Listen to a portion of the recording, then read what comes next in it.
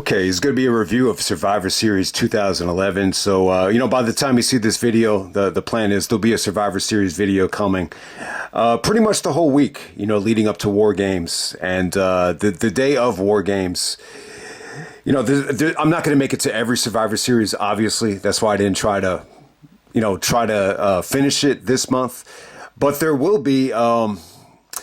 I think it's going to be a really fun video, but it's going to be the WWE title, the world title matches, whether it's WWE or World, WCW, ECW, at Survivor Series from worst to best. Obviously, there's not going to be a Survivor Series updated list because I still have to get through 2015 all the way up until 2020. So I'm going to try to review pretty much every Survivor Series that I have on DVD left. But yeah, man, we're going to get right into it. I got a really interesting but, somewhat depressing, story to tell about this show. I was actually there live. And looking back on it, man, I'm glad I went. At the time, I think I was a little bit negative on the experience, with the actual show as well. But yeah, man, this was like getting kicked in the balls, kicked in the gut. I mean, it really, really was. But we're going to go all the way back to November 20th, 2011. This is from New York City, Madison Square Garden, the mecca of wrestling, basketball, whatever you want to call it, entertainment. We got an attendance of 16,749. They could have done more too. And we have a pay-per-view buy rate of 281,000. All right, the buy rate here is a little bit interesting, man. I remember there were reports coming out that the WWE as a whole was really upset with the buy rate. And for whatever reason, like they blamed it on The Miz. I don't know why. I just remember hearing that Miz took the brunt of the blame for the buy rate. And it's funny, like they even have it here on Wikipedia. 281,000 is way up from 2010 at 244,000. But I get the point. I think the WWE figured, you got The Rock, The Rock's first match back in, this is Rock's first match since when? Since maybe Backlash 2003, is that right? And they don't even do over 300,000. So yeah, I mean, it's a little bit of a disappointment, but this still actually, no, it didn't beat Backlash 2003. I was going to say that it was higher than Backlash. I actually don't think it was. I think Backlash did maybe like 340, if I'm not mistaken. So yeah, I mean, I guess this would be kind of disappointing, even for that climate where, guys are watching it, pretty much illegally a lot more than they were in 2003. But hey, man, we're going to get right into it. I want to give a shout out to Flow Rider, though. I'm not a big fan of this theme overall, but the theme, Good Feeling. I always thought this was the WrestleMania 28 theme, but for whatever reason, this was the theme of Survivor Series. I think this was like the Rock and Cena theme for the whole feud. Like, that sounds more accurate, but for whatever reason, this is actually classified as the theme for Survivor Series 2011. But hey, man, on to the depressing stuff here. So I really wasn't planning on ordering the show or even going to the show. I had a friend, a lot of guys from YouTube remember him. I'm not going to get into who he was or whatever, any personal stuff, but hope he's doing well. And no doubt about it. But at the time, he really wanted to see the show, and I'm glad that I went, man. We got to see CM Punk win the belt. This was a show that there was more appeal about being there live, I think, than actually ordering the pay-per-view. And I think that's why I did bad on pay-per-view. But the live experience was overwhelming. I mean, I've never seen anything like this before. And it wasn't just us. It wasn't just us that got burned. Like when we were trying, and I might have talked about this in another video. It must have been like the 2011 rewind, if you want to, check that out. Maybe I talked about this before, but so before we were getting into the show, when we were online, I noticed that people were being turned away, and the one security guard, it was actually a woman. She said, "Wow, they're making a shitload of money tonight." And so it wasn't just us, at the time, this is before, the codes on the smartphones where you could just scan the phone to avoid the bootleg tickets. and you know, a lot of the tickets were fake, and it's funny, like it really kind of felt like my friend kind of knew that he got screwed. Like so he actually bought the tickets from Craigslist, and when he met up with the guy, he could just tell like something was off, and he was a little bit hesitant to even pay him. And the guy even said, "Look, man, are you sure you want to do this?" And he reluctantly paid him, and you know, got the tickets. And then, you know, when we saw these people being turned away, we were just like, oh, fuck, these got to be fake. And, you know, yeah, they were definitely fake. And I was really upset. I actually wanted to go home. I was just like, man, this fucking sucks. Luckily at the time, like financially, I wasn't really hurting that much at the time. So, but still, I was a little bit upset about it. And, you know, I was a little bit deflated. So I really did want to go home. And, he said to me, like, if we go home, I'm going to be disgusted. Like if we don't end up going to the show, I'm going to be disgusted. So I'm really glad that we got in. And looking back on it, I wish I had been a little bit quicker to the punch of just, you know, trying to buy tickets from somebody else, because Craigslist is just a bad, you know, that was definitely a bad, you know, place to buy tickets. But, you know, chances are the guys, you know, selling tickets in front of the building, they're going to be legit. That's too much of a risk to be selling fake tickets like right in front of the Garden. So we met up with this famous dude. You know, this guy. Even my uncle knows. My uncle is a huge hockey fan, Rangers fan, and he always buys tickets from this guy.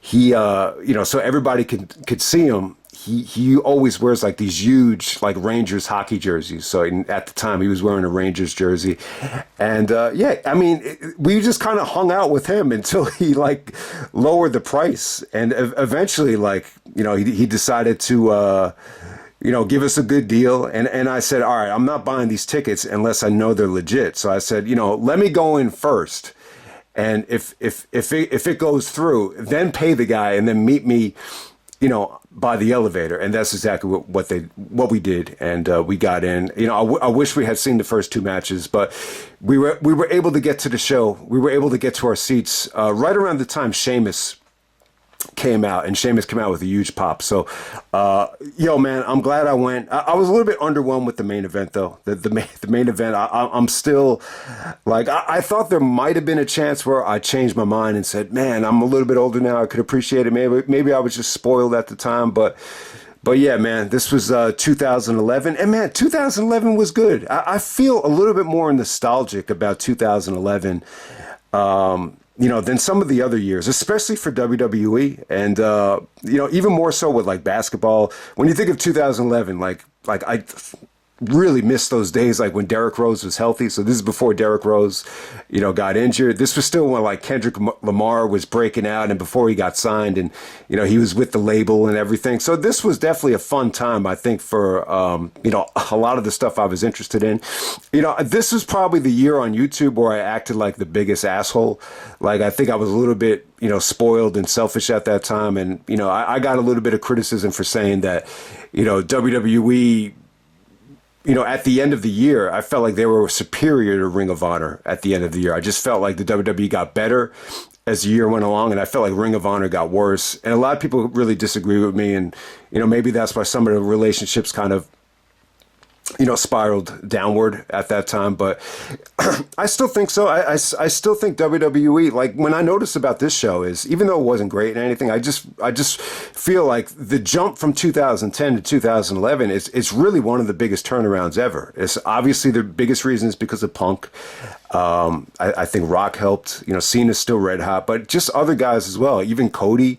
You know, Daniel Bryan. I just feel like you had so many guys on the show that were much more over. And Zack Ryder at the top of the list, man. Zack Ryder. It's funny, even though The Rock is in the main event here, I swear to God, I was there live, and the show is not going to really capture how over Ryder was. He was more over than Rocky on the show. I mean, there's no doubt about it. But hey, man, we're going to get right into it. I apologize if I bored anybody by the story before the show. But yeah, you know what? What else did I want to say about that? I just wanted to make a point. Like, if you're going to sell someone fake tickets like that, you know, I'll say this. I think it's just as bad, if not worse, than selling drugs. I really do. And especially if you look at it like this. Say you sold those fake tickets to like a dad that, was working all week long, had to work overtime or whatever. And, he wanted to take his 2 kids to see The Rock and Cena at Survivor Series, and say the kids get turned away and they can't get into the show, man. I almost start crying over that. That will be really sad, man. I really think that will be horrible. Luckily for me, I didn't, I still don't have kids, and, so it didn't affect me as much as it would have affected, that example right there. But you get the point. I think it's pretty low. If you're going to sell something like a bootleg DVD of the best of Kenta or the best of Survivor Series, like if you're going to sell like the best of Survivor Series on DVD, I see like there's much more of an art to that, than selling, fake tickets, in my opinion. So, hey, you get the point. Let's just move on. It was a good experience, though. I'm glad I went to the show, looking back on it, even though we missed the first 2 matches. So first match tonight, we have Dolph Ziggler taking on John Morrison for the United States title. Yeah, man, the reaction here was kind of weird. The fans are chanting, "We want Ryder." They're actually booing Morrison here. Ziggler got a little bit of heat out there, but the fans just didn't really care. But it was still good, though. I still enjoyed the match. I think Vicky looked really hot out there, actually. She looked like she lost weight. Say what you want about Vince, but the fact that he gave Vicky a job and was able to really, tweak her and help her perform and grow, I think it's one of Vince's most, remarkable accomplishments, at least with like a talent. And it seemed like Vicky was happy. Eddie had been gone for over 5 years. It's been, we're well past the 5th anniversary of Eddie's death. I guess we're actually past the 6th anniversary of Eddie's death. And Vicky looked happy. She looked like she was really into, some of the guys that she was with, like Edge and Ziggler and Morrison. A lot of these guys are in great shape. So I'm sure it kind of, took the focus away from the depression over Eddie. So I just think she was good at this time. And, she was really annoyed by Zack Ryder, though. But, yeah, the match was good. It was fast-paced. It was athletic. I mean, you definitely saw Dolph bust his ass here. And, fans really weren't that into Morrison. But Morrison actually goes for the Starship Pain. That springboard split-legged moonsault where he flips.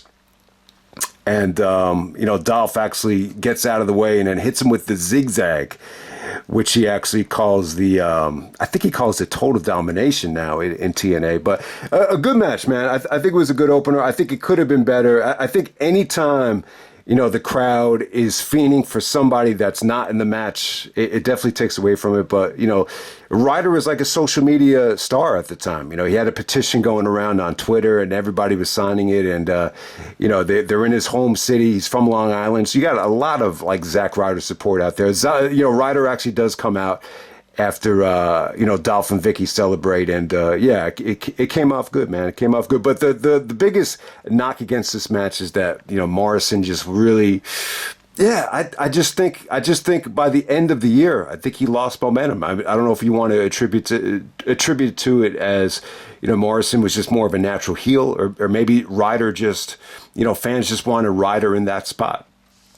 It's as simple as that. Next up, you have Beth Phoenix taking on Eve Torres. This is the LumberJILL match, actually, for the Divas title. Actually, it wasn't that bad. Having the Divas out there, it definitely helped them. I think it took some pressure off of Eve. Eve looked really nervous out there, but she was kind of overpushed this whole year. But you wish Beth had a better talent pool of Divas to work with. But the ending came off great, though. Beth hit the finish off the top rope, and it definitely came off really, really good. The Glamazon finish right there. So good stuff there. Next up, we have the Survivor Series elimination match.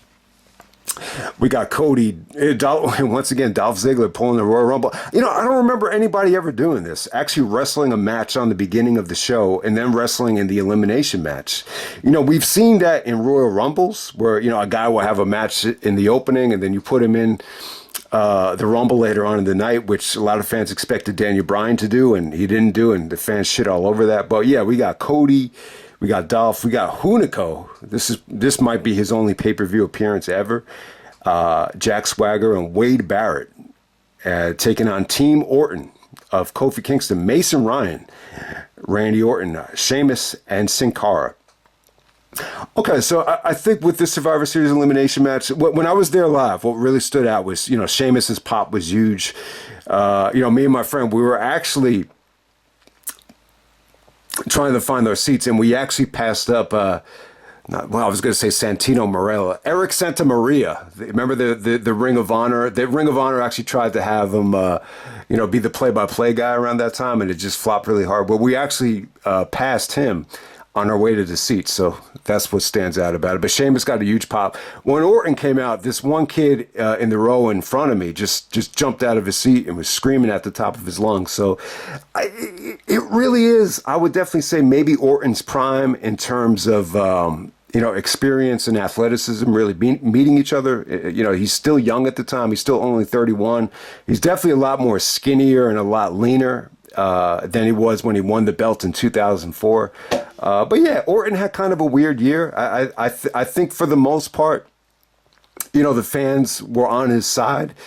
But he did get a little bit of criticism. The way he beat Christian when Christian won the belt in the spring was very heavily criticized. They booed him at Money in the Bank. But still, I don't think Randy ever got the type of negativity that Cena ever got. I mean, I think the only time where Randy ever got like a lot of hatred and a lot of booing, was maybe post Royal Rumble 2005 will be the only time. That Royal Rumble, that build to Royal Rumble 2005. That's really the only time I remember just everybody turning on him, at least as a babyface.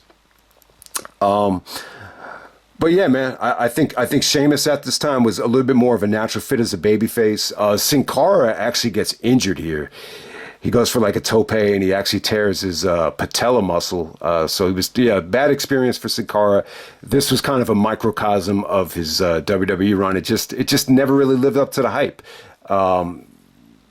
For the most part. I mean, I think Del Rio did in some ways, but Sin Cara, I would say no.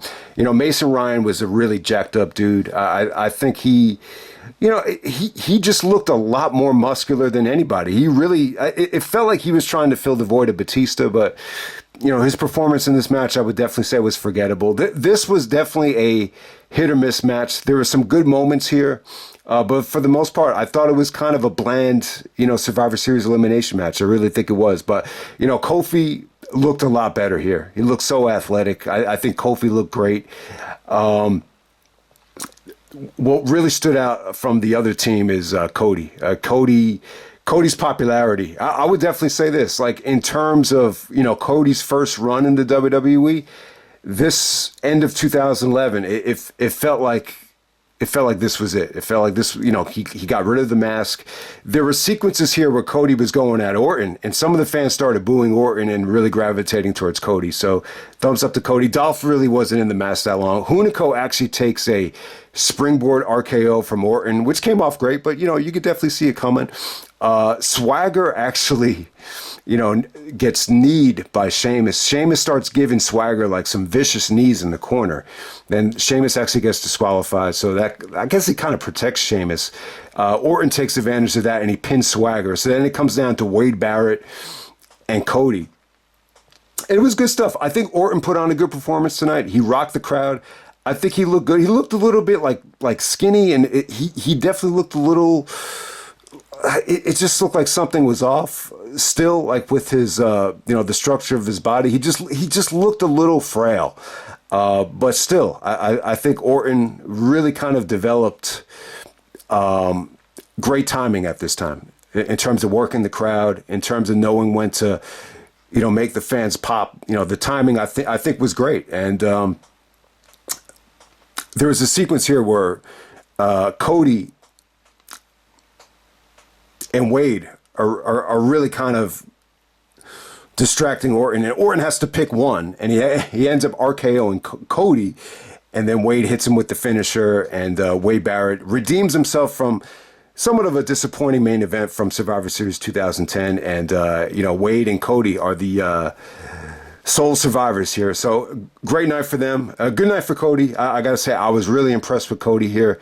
it definitely felt like he had more momentum here than he had, in some of the other years, whether it be 2008 or whether it be like 2013 or 2014 or whatever. So it's a good Survivor Series elimination match. I can't say that it's one of the better ones, but it was pretty good. It was a little bit bland, but it definitely had some good moments. Okay, for the world title, we got Mark Henry taking on the Big Show.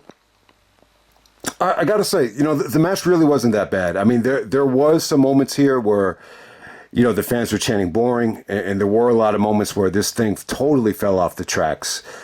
But yeah, Mark Henry actually beats Randy Orton at Night of Champions to win the belt. This is around the time when Mark Henry lost a lot of weight and was actually cutting, some really good promos that felt very real, and a lot of people did get behind it. If you go back to Money in the Bank too, no one really remembers what Big Show did at Money in the Bank, and that's the argument that some people will use against the show in terms of the perfect score that I gave it or anything like that. But yeah, I mean, there was a big beatdown there for Mark Henry to Big Show's ankle, so they kind of rekindled the feud here. Yeah, a lot of the fans were chanting for Daniel Bryan. I was a little bit disappointed at the time when Daniel Bryan didn't come out, but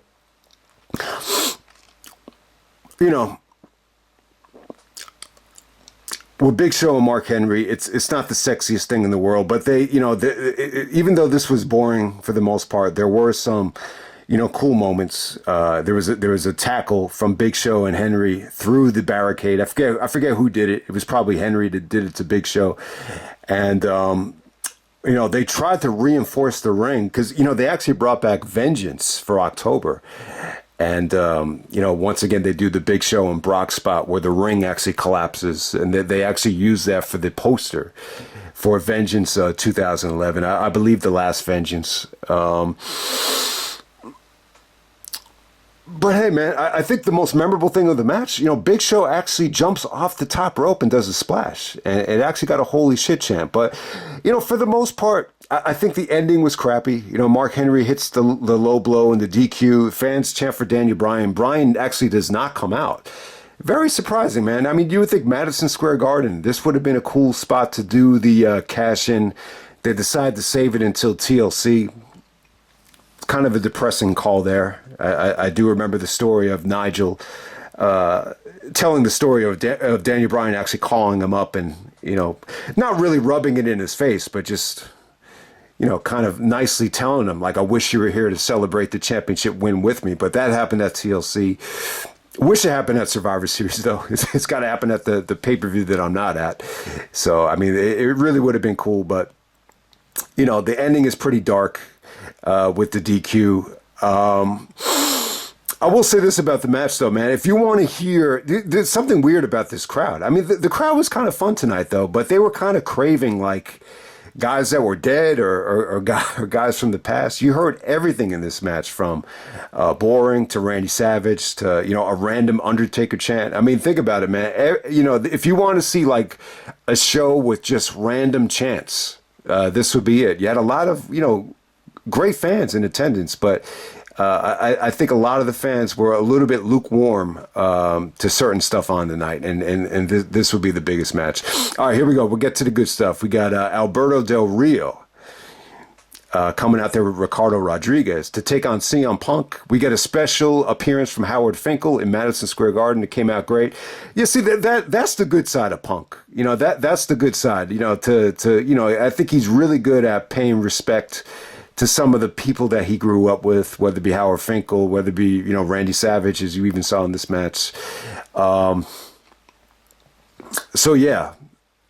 Del Rio actually won the belt at SummerSlam. He cashed in on Punk, retained it over Cena a couple of times, Night of Champions and Vengeance, and then Del Rio actually survives the Hell in a Cell three-way with Punk and Cena, and he's still champion at this time. With Del Rio at this time, I was expecting the reign to, last a long time, actually. I thought he was going to get the JBL push. It's funny, like, a lot of people compare Del Rio to Eddie Guerrero. I think that's a bad comparison. I don't see any similarities. aside from the fact that they both have a Latino or a Mexican background. If you were to say, Del Rio is really like a nice combination of, at least from a character standpoint, a combination of Eddie and JBL. I think that's a little bit more accurate. He's almost like a Mexican version of JBL, the way he comes down to the ring in fancy cars and the way he dresses and everything. And these two guys, it felt like they had legit heat. I think it was good, man. Del Rio actually had a promo with the Bella Twins and John Laurinaitis. John Laurinaitis is actually on the show with his, raspy voice. And it's funny, Del Rio says, "I'm not going to lose the belt to some bum that should be sleeping outside out of Wall Street." So if you didn't get this promo, what Del Rio is referring to is Zuccotti Park, which is like right outside of Wall Street. This was, I can't remember exactly what was going on at the time, but there was I think there was like a strike on Wall Street. And, I actually went down there with my friend Vincent. We actually, filmed it and we were doing interviews. It was a hell of a scene, man. Like guys would start talking and then we would get interrupted by guys just chanting, you don't know what the fuck you're talking about. It was such a heated environment that night. But you get the point what Del Rio was saying. Like a lot of people were actually just kind of, on strike, not working and just sleeping and gathering, at Zuccotti Park near Wall Street. And he basically said Punk should be, in that crew, for all your destiny speeches. Like it seemed like Del Rio said the same shit every week. He's like, "It's my destiny to be the WWE champion."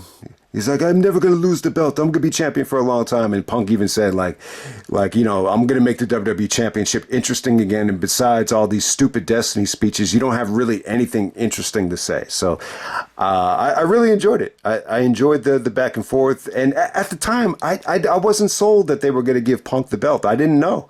But this was good, though, man. This was just a sign that, all right, this Del Rio thing, I was worried that he was going to be overpushed. I wasn't really like a big Del Rio guy at first. I thought it was forced. I thought it was overpushed. I thought there should have been, and I know he's a heel. Sometimes when you're a heel, it makes sense, to get the monster push right away, to win the biggest Royal Rumble ever and to, win the world title at WrestleMania or wherever he won it. But at this time, I just really wasn't sold on Del Rio, main eventing over Punk. So I was going crazy when Punk won this match. I really, really enjoyed it. Punk was really over. I think the Howard Finkel stuff helped. But even when the match started, the fans were chanting, "We want ice cream." There were some like lukewarm Colt Cabana chants. There was Randy Savage chants. But yeah, Punk looked great, man. Like if you were to ask me, like, is it really, really true? Was Punk the best in the world in 2011? Like, just from watching this match, I would say yes. I think he looked really good. He definitely slimmed down, but still, he looked strong. Execution-wise, everything was on the money. He looked so much better here than he did like in 2008, in my opinion. I just think everything here looked crisp. The submission work from Punk with the Anaconda Vice, it looked legit, man. It looked real. And I thought the ending came off awesome. There were some beautiful sequences here. And I got to give Del Rio credit. He's an awesome wrestler, man. Like, he's a great wrestler. Like, he might be, it not be everybody's cup of tea in terms of, doing finishers that are going to wow you. But, like, the submission work here was incredible. I mean, some of the kicks that Punk gave and Alberto dodged, and then Alberto transitioned into an armbar. Some of that was really good. Even some of the counters to the go to sleep came off great. And they stay away from the go to sleep. They don't really overkill, Punk's finisher here. Everything came off great. The elbow drop was a cool spot because as soon as Punk hit it, everyone started chanting Randy Savage. But there's a lot to like about Punk here in terms of the strikes. The Mongolian chops, came off great. Shades of low-key right there. But Punk did it quite well, man. This is a nice win for Punk. Really, definitely the match of the night. This is definitely going to place pretty high on the Survivor Series title matches from worst to best. I mean, this isn't going to be like in the top 5, but it could possibly be like in the top 10. I think it's that good. I think it's underrated. I think, a lot of the ratings at the time were like 3 3/4. I would give it a solid 4 stars. Definitely the match of the night. And the reign where Punk, stayed champion over a year. He kept us from Survivor Series 2011 to Royal Rumble 2013, one of the longest title reigns we've had, in recent memory. And then the main event, we got John Cena teaming up with The Rock, Never Before, Never Again, to take on Awesome Truth of R-Truth and The Miz, who, are still teaming up together. I think they teamed up together at WrestleMania. All right, so before we get into the match right here, the highlight of the show from at least these guys were the promos. R-Truth and Miz, the promo that they cut on the pigeons was funny as hell. That might be R-Truth's best promo ever. Like, he saw all these pigeons like kind of gravitating around the Rock and John Cena sign. And he said, "You know what these pigeons said to me?" He's like, "Nothing." So there was a lot of funny stuff there. Miz, I give Miz credit, man. I think, when you look at the Miz here and then you compare the Miz to, anything from like, what's the last shit I've seen him in? Anything from 2005. You could see a lot of progression here. There's no doubt about it. It's one of the more, remarkable turnarounds ever. I think it's still no matter how you feel about the Miz, and maybe he should take the brunt of the blame here, and I'll get into that in a second. But hey, that R-Truth and Miz promo was dope, no doubt about it. Cena really didn't have much promo time on this show.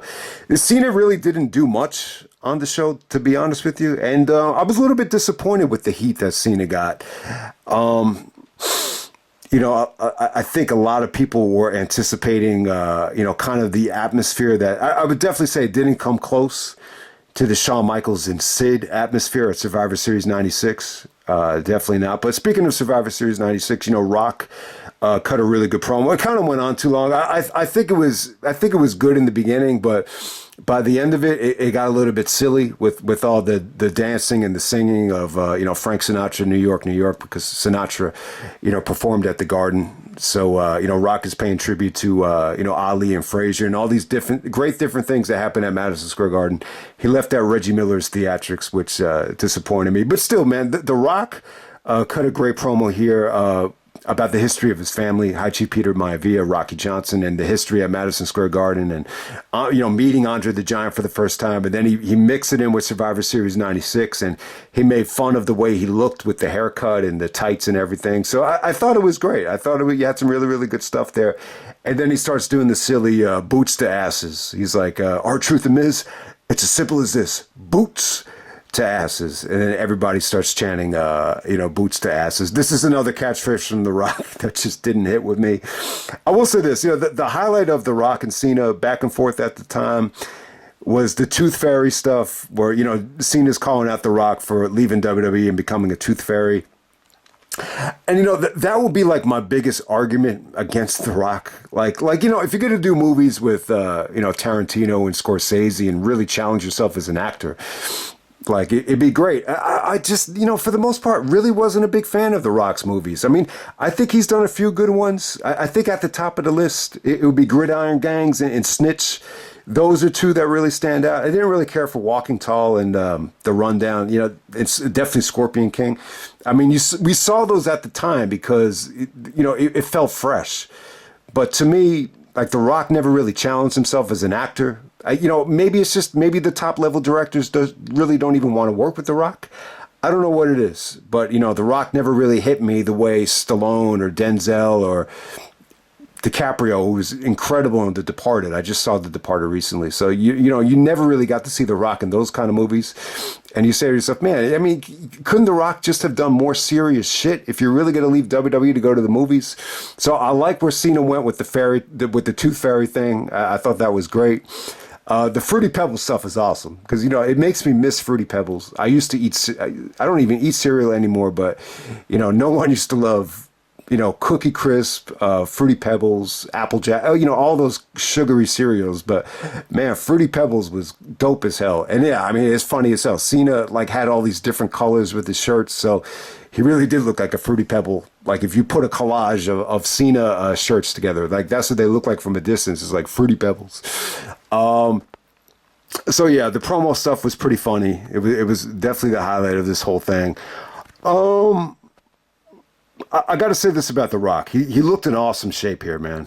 I mean, all that time waking up early, going to the gym, it felt like it was finally paying off. Like he looked great. I mean, just you could just tell consistency in the gym Very, very difficult. The biggest problem I've ever had, like with weightlifting, is just, being sore and, really just, trying to avoid like injuries, especially with the neck. I find neck injuries with weightlifting to be a pain in the ass. But yeah, I mean, when you got money like The Rock has, you can hire the best personal trainers to, get your ass out of bed and avoid those injuries to keep it consistent. But yeah, I mean, just The Rock was in better shape than ever here. In terms of body fat, in terms of just, lean muscle mass. And he's still young at the time. He's still only 39. He's still in his 30s. So you just forget how young everybody still was here. I think Cena's only like 34, maybe 35. So, yeah, 33, 34 actually. So everybody's still young at this time. I think, the beginning of the match, Rock really kind of blew everybody away. He got a "You Still Got It" chant. He was just doing like, just really overwhelming R-Truth and Miz, and he actually pulled out like a lucha style move where he takes the guy by the arm and he ends up rolling him up. It was a really, really cool sequence from The Rock. So, but when Cena got into the ring, man, after a while it just felt lifeless. Cena definitely got some heat out there, like when he got tagged in, and there was a lot of "fuck you, Cena" chants and "Cena sucks" chants, but it wasn't overwhelming. And I just feel like there was a lot of isolations on Cena, and they lost the crowd. They definitely lost the crowd. Eventually, Rocky gets the hot tag. Some people might compare this to like a Midnight Express or Rock and Roll Express. I think Ricky Morton hot tag is what some people actually compared it to, with the way Rock was actually tagged in at the end, and he actually hits the people's elbow on the Miz. But for the most part, I gotta say this was a WWE Madison Square Garden house show type of tag, and I'm not a big fan of it. I'm not a big fan of seeing a tag match that doesn't mean anything in the main event of Survivor Series. I think they felt like they had to really build, Rock and Cena up to the next level. I honestly, I don't think it really mattered though. I really think if, I like the fact that Rock comes back to the Garden here for the 15th anniversary since his debut. I think that's the best way to kind of look at this positively. But still, I don't think you needed to do this slow burn of Rock and Cena, not getting along in tag matches, or Rock getting the upper hand. I do feel I feel like if they pulled the trigger and did this in 2011 with like a month of build, I still think it would have done just as good as 1.3 million buys. I still think it would have done exactly the same. But hey, man, you can't argue with it. Rock and Cena, definitely set records. I think it's really the highest WrestleMania buy rate ever, even beating out the Trump WrestleMania. So, it is what it is. But I still think the main event of a Survivor Series at Madison Square Garden, you would like to see the championship on the line in the main event, or at least a Survivor Series match that has, a little bit of meaning, whether it be Elimination Chamber or whether it be a elimination match with some, incredible stipulation like we had in 2003 or even 2004, 2001.